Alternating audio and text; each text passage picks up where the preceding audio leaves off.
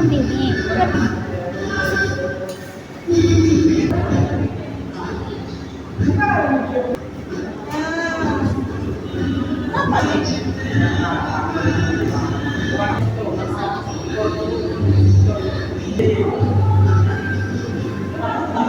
Assalamualaikum warahmatullahi wabarakatuh.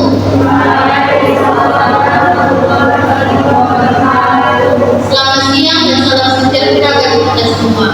Yang terhormat Ketua Panti Asuhan beserta pengurus, yang kami hormati para peserta kegiatan sosialisasi, serta rekan-rekan kelompok kami saya banggakan. Puji dan syukur kita panjatkan hadirat Allah Subhanahu wa Ta'ala karena atas rahmatnya kita dapat berkumpul pada kegiatan sosialisasi pendidikan politik mengenai partisipasi politik remaja dalam pemilu sebagai upaya pemenuhan hak konstitusional warga negara dalam keadaan sehat dan penuh semangat. Perkenalkan, saya Andi Nadia selaku pembawa acara yang akan memajunya dalam kegiatan pada siang hari ini. Baiklah, untuk tidak menunda waktu, izinkan saya membacakan tuntunan acara pada hari ini.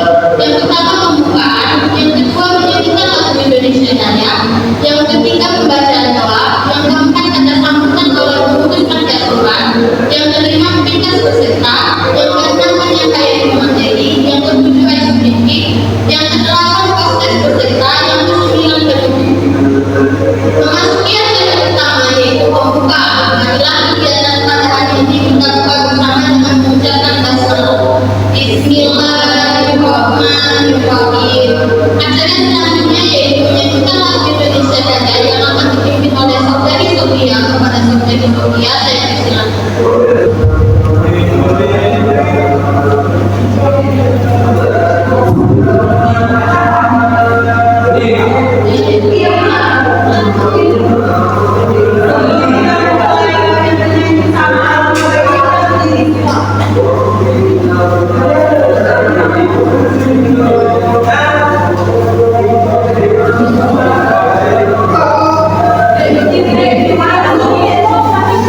Dia ke sana, Dek.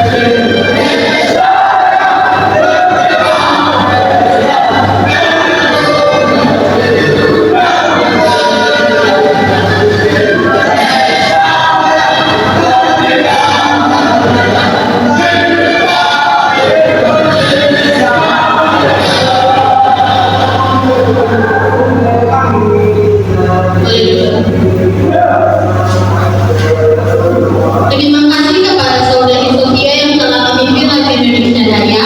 Acara berikutnya yaitu pembacaan doa pembuka yang akan dipimpin oleh Saudari Sofia. Kepada Saudari Sofia saya persilakan.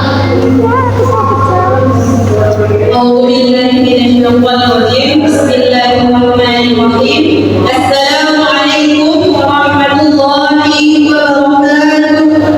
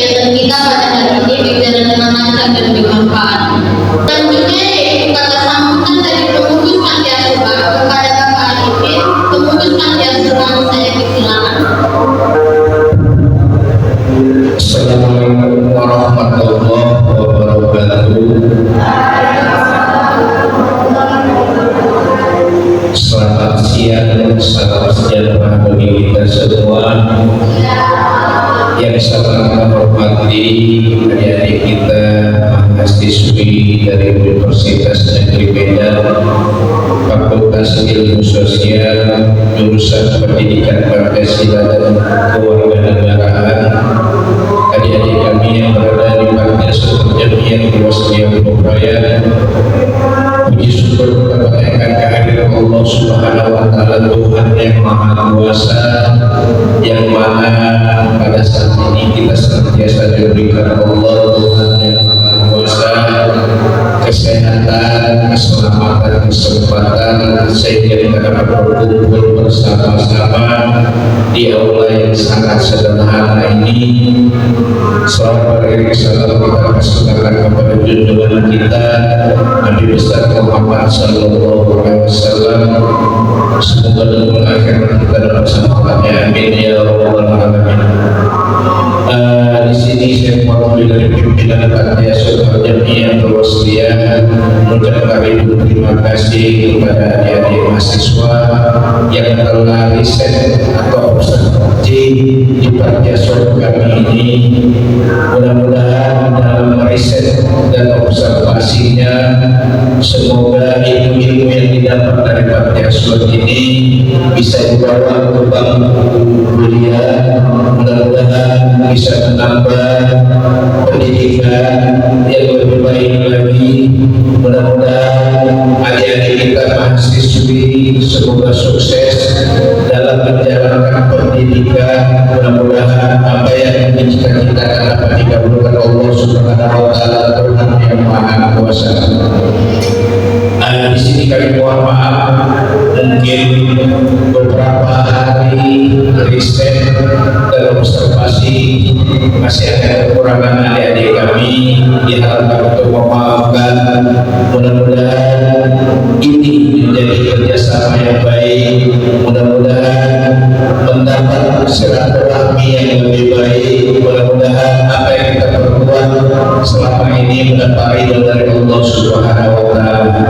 Sekali lagi kami mengucapkan terima kasih. Wabillahi Assalamualaikum warahmatullahi wabarakatuh. Terima kasih kami ucapkan atas sambutan yang telah diberikan.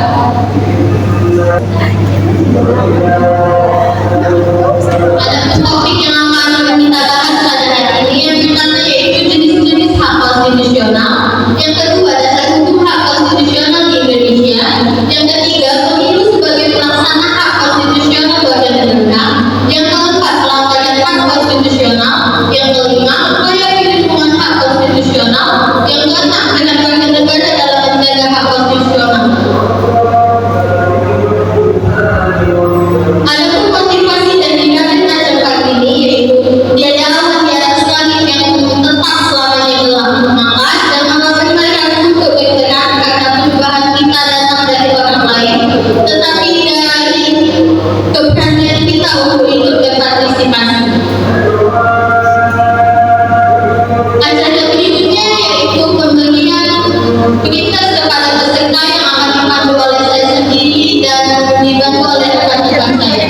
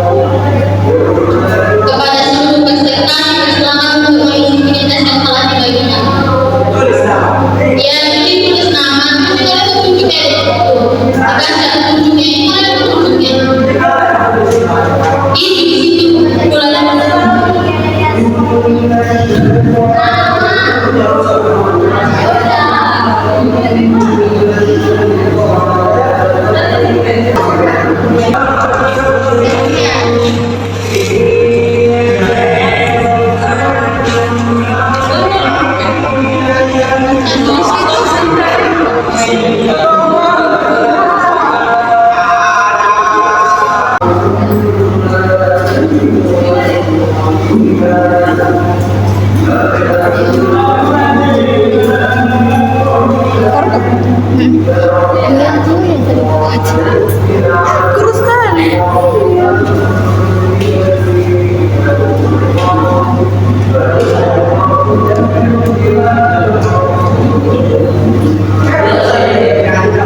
Baik, terima kasih kepada seluruh peserta yang telah mengikuti tes. Selanjutnya kita memasuki sesi pemaparan materi PKA mengenai jenis-jenis hak konstitusional yang akan dibawakan oleh Saudari Dea Liza Andini. Kepada pemateri saya persilakan.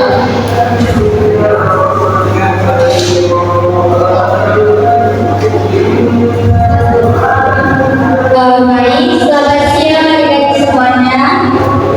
Apa kabar hari ini? Semoga semuanya sehat dan tetap semangat ya. Pertama-tama, marilah kita panjatkan puji syukur karena hari ini kita bisa berkumpul dan belajar bersama mengenai pendidikan politik dan pendidikan pemilu dan demokrasi kita. Dua baris. Di sini saya bukan hanya sebagai pemateri, tetapi kita akan belajar bersama.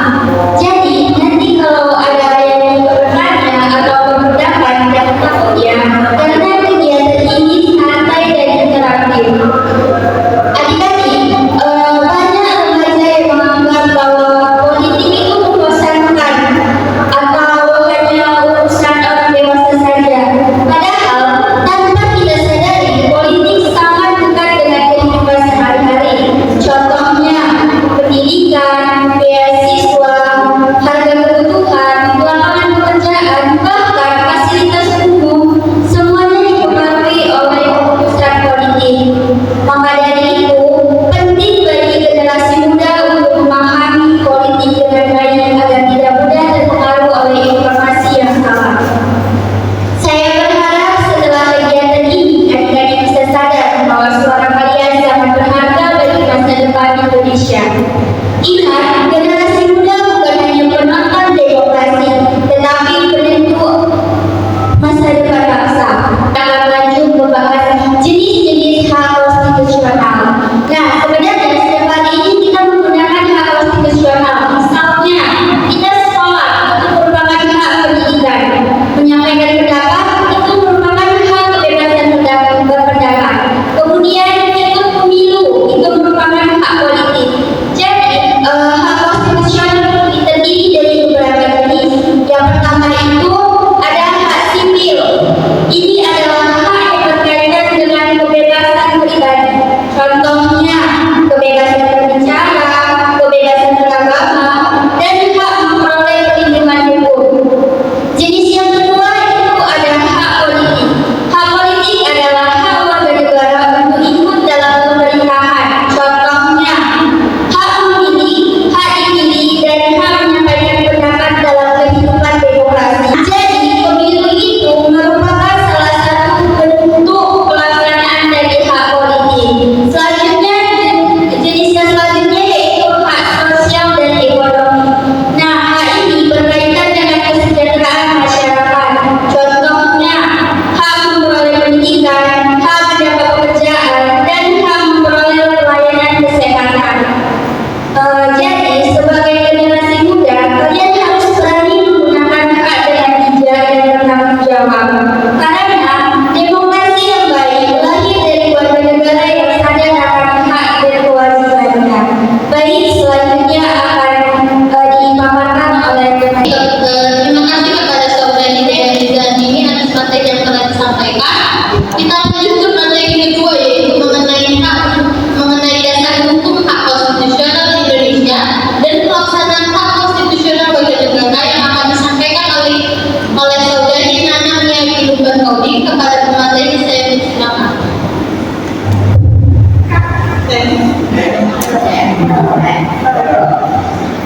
Halo, materi. Oke, sebelum mulai ke materi yang saya jelaskan, sebelumnya kakak mau tanya, kalian paham nggak materi yang disampaikan kalian? Bersuara sudah semua bersuara. Bersuara. Oke, lanjut. Sebelum masuk ke materi ini, kakak mau tanya, menurut kalian kenapa kita punya hak? Kenapa kita bisa sekolah? Kenapa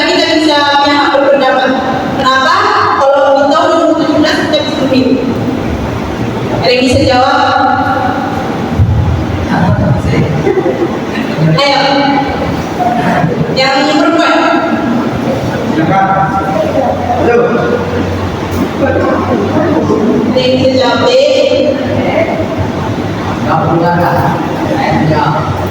Ya,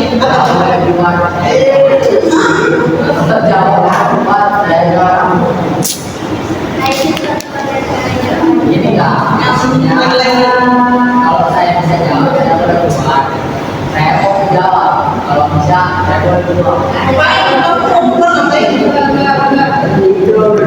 Masih baca lagi tadi. Ayo, lagi. Nama? Ayo, senior. Kenapa deh? Kenapa kita bisa sekolah? Kenapa kalian pilih sekolah? Kenapa bisa kalian pilih? Apa?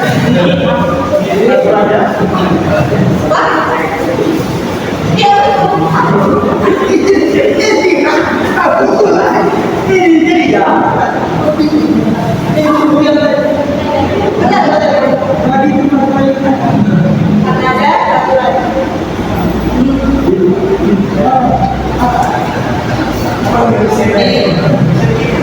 Jadi, kenapa kita bisa memilih, kenapa kita bisa punya hak berpendidikan, dan bisa bebas berpendapat, karena ada undang-undang yang mengatur.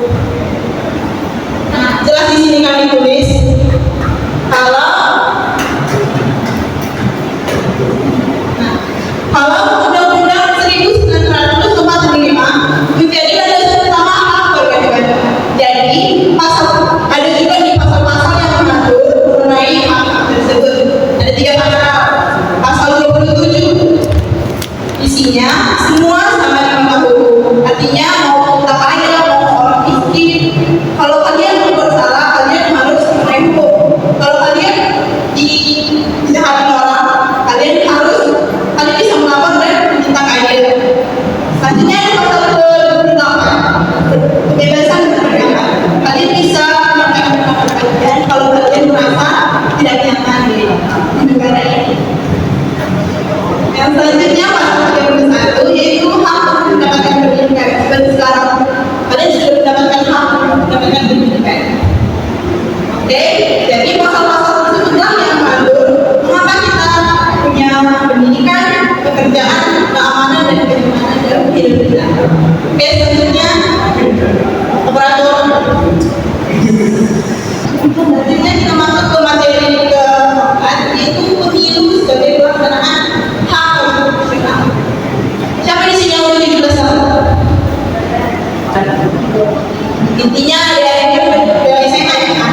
Nah, tahun 2029 pastinya kalian udah bisa ikut pemilu. Jadi sebentar lagi kalian udah bisa ikut pemilu. Kalian harus menentukan masa depan negara lewat siapa yang akan kalian pilih nanti di pemilu 2029. Nah, pemilu itulah bentuk pelaksanaan yang disebut dengan hak konstitusional. Jadi pemilih itu bukan sekedar untuk kalian untuk memilih kandidatnya ya, tapi kalian juga harus memilih berdasarkan kualitas kandidatnya. Kalian harus berdasarkan berdasarkan visi-misinya, melihat kinerja mereka selama ini, apakah mereka layak untuk memimpin. Karena yang kalian pilih itu menentukan masa depan kalian, karena mereka yang memimpin negara ini. Oke, maka dari itu menggunakan hak pilih dengan bijak adalah bentuk tanggung jawab. Nah, dari tadi kita berbicara caranya hak. Selanjutnya kewajiban. Kalau ada hak berarti ada kewajiban. Hak dan kewajiban itu harus seimbang ya. Misalnya, kalau kita sudah diberikan pendidikan, kalau kita udah sekolah, kalian juga harus rajin belajar, jangan malas-malasan. Kalian juga harus bertanggung jawab untuk menjalankan tugas. Oke? Paham? Oke, terima kasih. Saya kembalikan kepada moderator. Terima kasih kepada saudari Nana Mia atas pemaparan materinya. Nah, lemes-lemes sekali mulai. Agar suasana lebih semangat, kita memasuki sesi ice breaking yang akan dipandu oleh kelompok 4. Ini SKI-nya untuk membangun chemistry. Tahu kan apa chemistry? Saya agak kalau kalian itu sehati nggak kalian itu? Nanti ada disuruh obat dulu ya. Majulah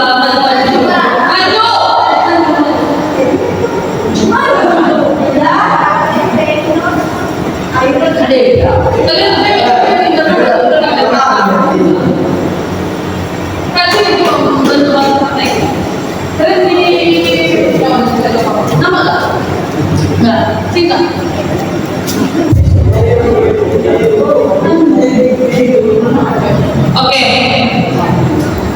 Untuk kakak, tutup mata dulu. Tutup mata. Oke. Tutup mata. Kalau kalian nggak fokus, kalian di apa? Oh, kalian yang nilai ya, kalian yang nilai. Saya bilang menyambung, orang itu satu hati nggak menyambung. Dia nggak nyambung gimana? Kalau mereka satu hati, berarti mereka berhasil. Tapi kalau enggak, dia harus dikeluarkan, oke? Kalian kan yang nilai nanti. Bukan dari ruang ya, dari nggak bisa. Tapi kalau bukan dua, oke. Oke, mana kak? Kakak-kakak coba praktekkan cara menulis. Nah, sama kan? Nah, inilah namanya kerjasama. Jadi kalau sehati, Chemistry. coba praktekkan mencampur. Sebentar. Oke, sama ya, sama. Coba dipraktekkan.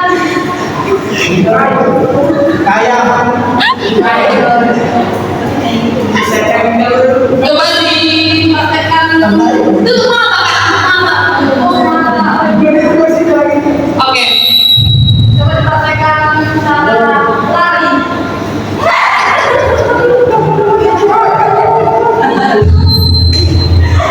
Itu sampai melari, tapi ada yang lari di tempat, ada yang maju ke depan.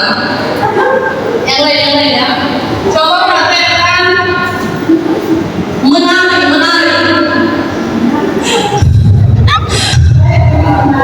Oke, berarti ini kan dia kan kayak ikut, jadi dia diimitasi dikeluarkan. Oke, ini nanti ya, kalian di sini Pak. Kalian praktekkan seperti itu.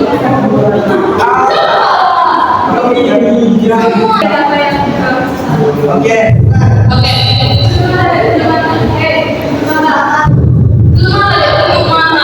Tutup mata. Close your eye. Oke. Coba praktekkan cara berdoa. Tutup mata. Berarti rela. Nah, gitu.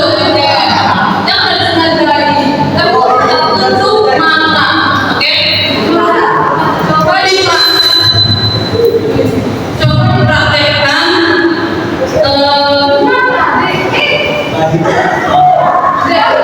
Coba dipraktekkan cara makan. Makan dulu deh, berhenti. Dulu aja. Oke. Selanjutnya coba dipraktekkan cara menyapu lantai. Menyapu lantai. Atau orang di bawah biar tetap duduk gitu. Satu lagi. Coba buat cara. Udah semua. Yang lebih lain. Tutup mata. Mata. Buat kalian gerakan menari.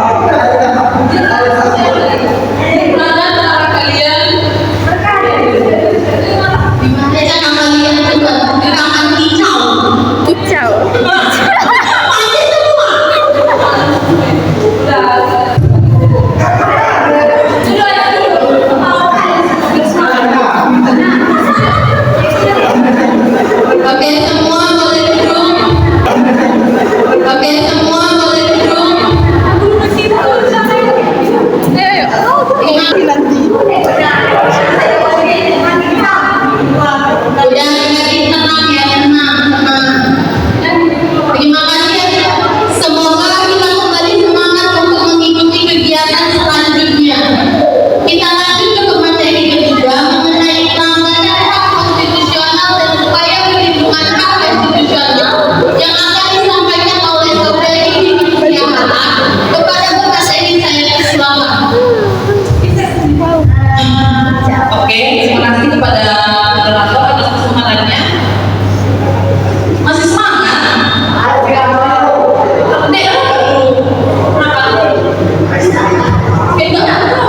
itu. Kenapa tuh kayak baju itu? Kita tolong dilakukan. Siapa itu yang otak-otak? Udah, oke. Pada materi kali ini, slide ini, dek mohon khusus. Bagus sih Bere. Oke. Materi kali ini adalah pelanggaran hak konstitusional. Oke. Kita akan membahas tentang pelanggaran hak konstitusional. Tadi kan sudah dijelaskan apa itu hak konstitusional, jenis-jenis hak konstitusional. Nah di sini apa sih pelanggaran hak konstitusional itu? Kita tahu bahwa hak konstitusional itu adalah hak yang dimiliki setiap warga yang dilindungi oleh negara. Jadi semua orang seharusnya diperlakukan sama tanpa dibeda-bedakan. Tapi pada realitasnya, pada kenyataannya, semua berbanding terbalik. Banyak pelanggaran terhadap hak konstitusional. Apa aja itu? Kita bisa lihat bahwa bentuk pelanggaran yang pertama itu pembatasan kebebasan berpendapat. Ini maksudnya kita ingin berpendapat dan kita punya hak untuk berpendapat, tapi kita ingin berpendapat itu dibatasi.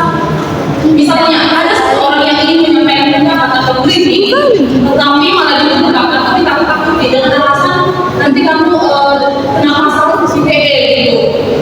Padahal setiap orang itu punya hak untuk menyampaikan pendapat selama dilakukan dengan baik dan tidak merugikan orang lain. Bentuk yang kedua itu diskriminasi dalam pelayanan publik. Ini ya, misalnya saat kita datang ke suatu tempat, mungkin kita juga pernah mengalami ini. Kita datang ke suatu tempat nih, pakaian kita itu busuk, compak samping, lalu diperlakukan kurang baik dan dianggap kayaknya dibanding orang yang berpenampilan menarik, terlihat kaya. Padahal semua orang itu berhak mendapatkan pelayanan yang sama tanpa melihat penampilan, status atau latar belakang. Bentuk yang selanjutnya itu adalah penolakan akses pendidikan. Ini contohnya masih ada anak-anak yang sulit mendapatkan pendidikan karena masalah ekonomi ataupun keadaan tertentu. Padahal pendidikan adalah hak semua warga negara. Selanjutnya adalah ketidakadilan dalam hukum. Ini misalnya ada kasus di mana orang yang punya uang atau jabatan merasa lebih mudah mendapatkan perlakuan istimewa dibanding masyarakat biasa. Hal seperti inilah yang membuat masyarakat itu merasa tidak adil. Ada juga pepatah biasanya dikatakan tajam ke siapa tahu? Tajam ke, kalau hukum itu biasanya di Indonesia dikatakan tajam ke bawah, tumpul ke atas ya. Jadi karena dia miskin, mereka senang buat hukuman. Karena dia kaya bisa disogok pakai uang hakimnya atau segala macam. Oke, kalau pelanggaran seperti ini terus terjadi secara terus-menerus, dampaknya akan semakin besar. Orang-orang jadi merasa tidak diperlakukan dengan adil, munculnya rasa kecewa, apalagi kepada pemerintah dan tidak percaya, dan saya juga kepada pemerintah atau bahkan ke tubuh sendiri tidak percaya. Bahkan bisa menimbulkan konflik sosial. Selain itu, demokrasi juga tidak nahan masyarakat tidak benar-benar dihargai. Materi selanjutnya adalah upaya perlindungan hak konstitusional. Karena hak konstitusional itu penting, maka harus ada upaya untuk melindunginya. Di Indonesia ada beberapa lembaga yang membantu menjaga hak masyarakat. Yang pertama yang kita bisa lihat sendiri adalah Mahkamah Konstitusi atau biasa kita dengar adalah MK. Lembaga ini bertugas untuk memastikan undang-undang tidak bertentangan dengan Undang-Undang tahun 1945 dan tetap melindungi hak warga negara.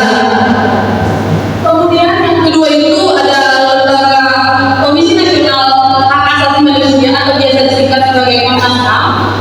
Lembaga ini berfungsi untuk membantu menangani kasus pelanggaran hak asasi manusia dan menerima laporan dari masyarakat jika ada hak yang dilanggar. Nah, misal kalian merasa bahwa ada hak kalian yang dilanggar, bisa melapor ke Komisi Nasional Hak Asasi Manusia. Tapi boleh dengar, tapi menjaga hak konstitusional bukan hanya tugas lembaga negara. Jadi kan saya dengar dikatakan jauh kali. Nah, tidak hanya Komisi Nasional, tapi yang paling berperan penting Komnas HAM. Bukan hanya tugas lembaga kita sebagai masyarakat juga punya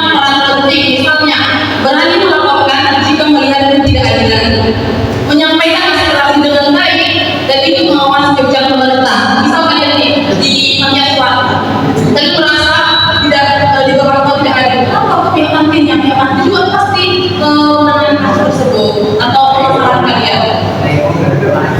Nah, sebagai anak muda, kita juga bisa mulai dari yang sederhana, seperti menghargai pendapat orang lain, tidak membuli, tidak membedakan teman karena penampilan, ekonomi, latar belakang, status dan apapun itu. Nah, menggunakan media sosial juga harus secara bijak. Jadi, menjaga hak konstitusional itu sebenarnya bisa dimulai dari lingkungan sekitar kita. Demikian pemaparan dari saya kembalikan kepada moderator. Baik, terima kasih kepada Divisi Siahaan atas materi yang telah ditunjukkan. Selanjutnya materi keempat mengenai peran warga negara dalam menjaga hak konstitusional yang akan disampaikan oleh Saudari Tiko Malasari Simatupang. Kepada materi saya persilakan. Oke, terima kasih kepada moderator sudah memberikan saya kesempatan. Oke, jadi ini kita sudah masuk ke materi yang terakhir. Kalau memperhatikan ya. Jadi sebagai mewujudkan pembahasan yang telah disampaikan oleh teman-teman saya tadi, kita sebagai warga negara memiliki peran dalam menjaga hak konstitusional. Sebagai warga negara, kita semua memiliki hak konstitusional yang sama, yaitu yang dimana sudah dijamin dalam Undang-Undang Dasar Negara.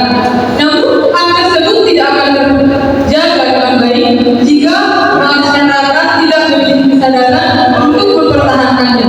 Karena itu, warga negara memiliki peran yang sangat penting. Oke, kita masuk ke peran warga negara yang pertama, yaitu menggunakan hak dengan bijak.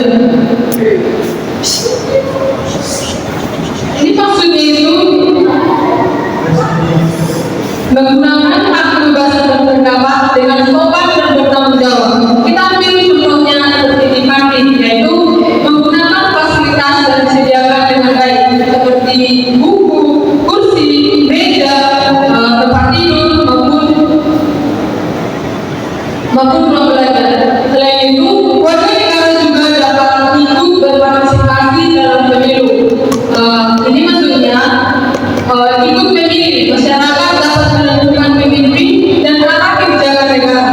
Kita ambil contohnya di Pandit. Jika ada kegiatan seperti pemilihan ketua kelas atau ketua OSIS, adik-adik dapat mengikuti yang memberikan suara untuk menentukan ketua kelas atau ketua OSIS yang baik untuk memimpin kelas.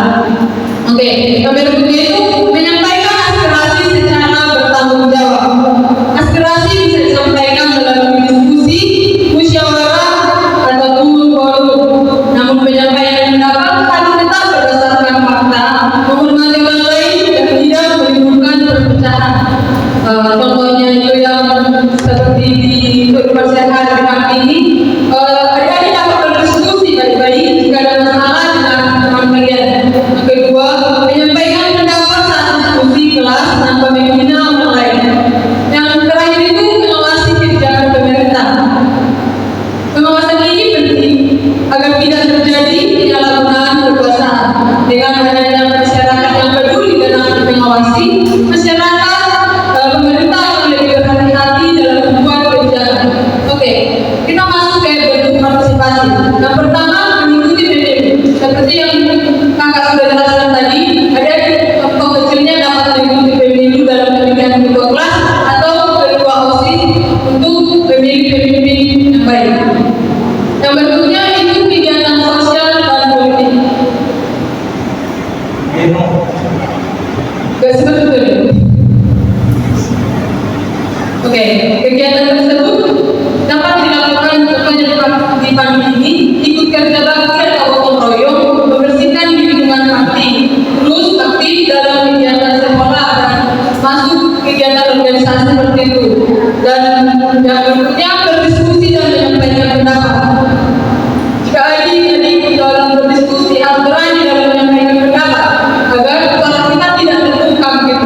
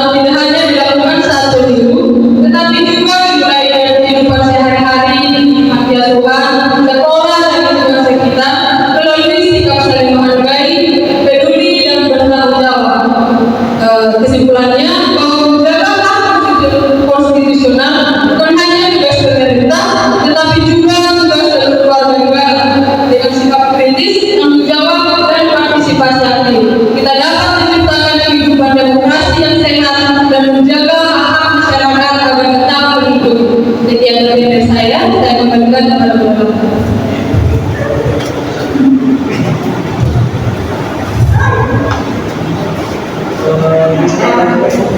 Terima kasih kepada Saudara Jeffrey Kepala Stasiun Simatupang atas penyampaian darinya.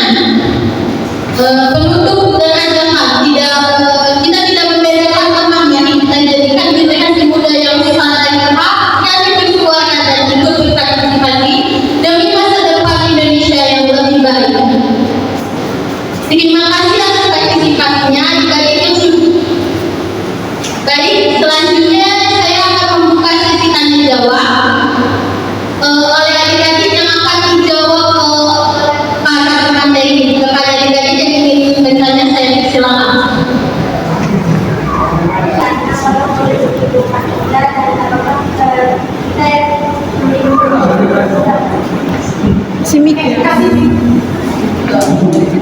Terima kasih kepada adik yang sudah bertanya, yang akan dijawab oleh pemateri. Oke, namanya itu merupakan hak kita dan apakah kalau golput itu ada sanksi. Oke, tadi kan sudah dijelaskan juga kita itu punya hak memilih dan tidak memilih, dan kalau kamu golput itu hak kamu dan tidak ada sanksinya. Jadi tapi ada wajiban, ada baiknya kamu memilih, karena dengan kamu memilih itu menentukan masa depanmu. Nah, dengan satu suara misal ada nih pasangan dua calon, mereka imbang, suaranya jelas seimbang, tapi ada di satu daerah satu orang lagi yang tidak memilih. Nah, hanya kalian yang bisa menentukan siapa yang akan menjadi pemimpin di daerah. Gimana Suci bisa menentukan? Oke, makasih. Terima kasih atas partisipasi adik-adik yang sudah bertanya, dan terima kasih kepada yang sudah menjawab pertanyaan dari adik-adik. Berikutnya yaitu pengisian poster oleh peserta yang akan dikabul oleh saya sendiri dan dibantu oleh rekan-rekan.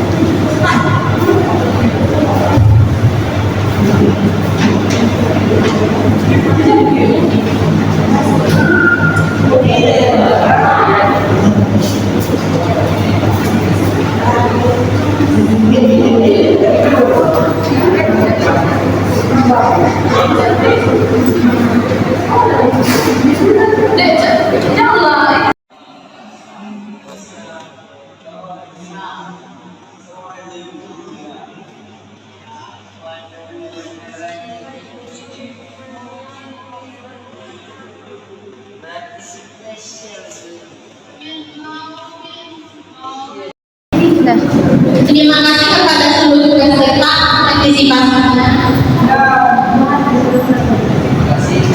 Kini tibalah kita di penghujung acara, yaitu penutup oleh Saudara Didi Siahaan. Kepada Saudara Didi Siahaan, saya persilakan. Oke, kita udah di penghujung acara. Terima kasih atas partisipasi adik-adik sekalian.